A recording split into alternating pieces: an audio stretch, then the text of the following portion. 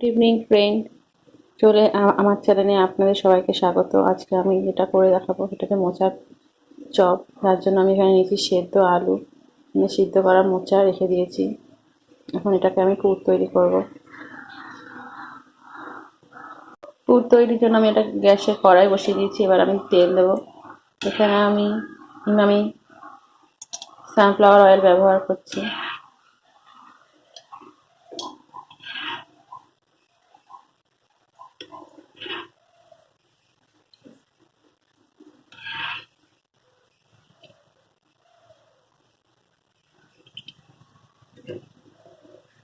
তেলটা তাপবে, তারপরে আমি পুরটা তৈরি করব।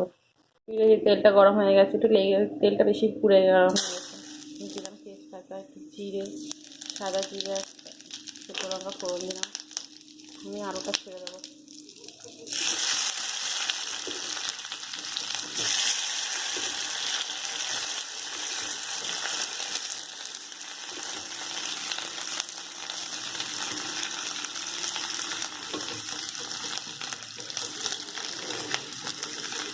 তোমরা কাঁচা লঙ্কা ছিঁড়ে দিতাম, সেটাকে দিয়ে দেবো।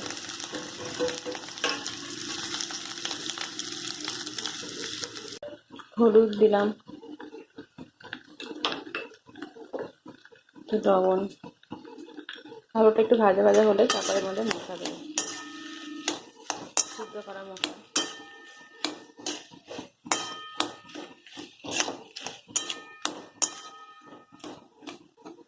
এরপর মোচাটা আমি দিয়ে দিলাম।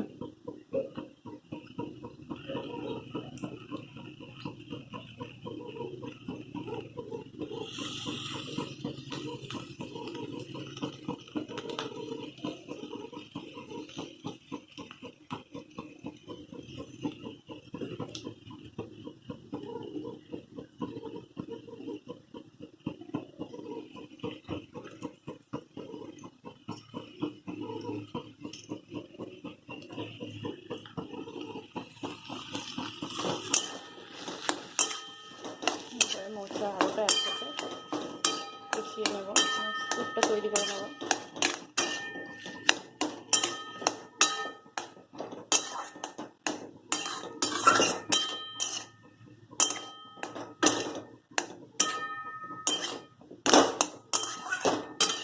আপনারা চাইলে এর মধ্যে একটু রসুন থেতো করেও তেলের পর ফোড়ন দিতে পারেন, তো টেস্টটা ভালো হয়। দিলাম 1 চামচ চিনি, যাতে লবণের ব্যালেন্সটা ঠিক থাকে।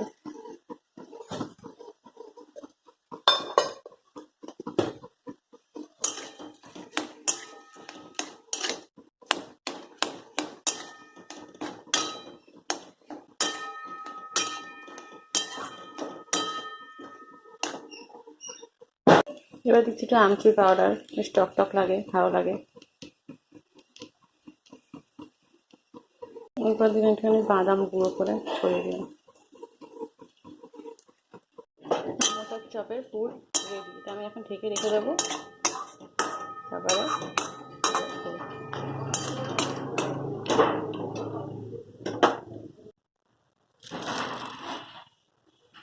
বেসন দিয়ে ব্যাটারটা তৈরি করবো।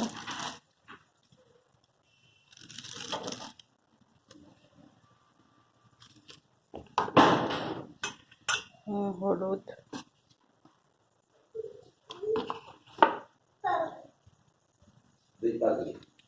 লবণ, ঝালের গুঁড়ো, জল দেবো। তৈরি করছি।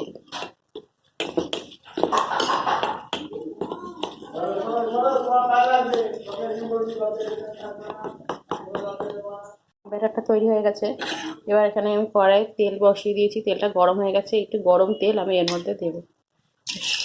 মচমচে হয়, মুচমুচে জিনিসটা হয়।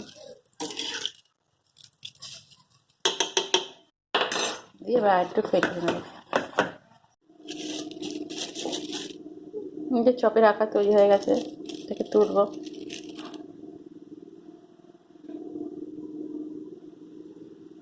বেসনে কোট করবো।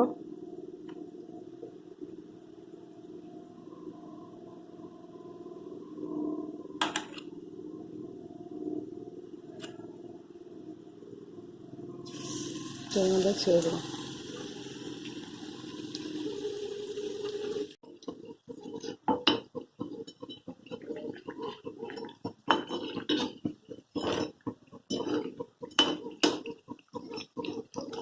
ভাজছি, লাল না হওয়া পর্যন্ত ভাজবো।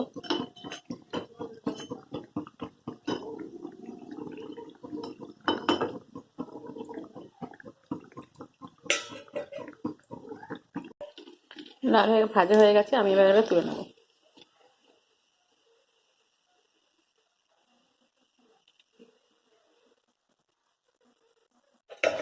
এভাবে আমি বাদ বাকি সবগুলো ভেজে নিই।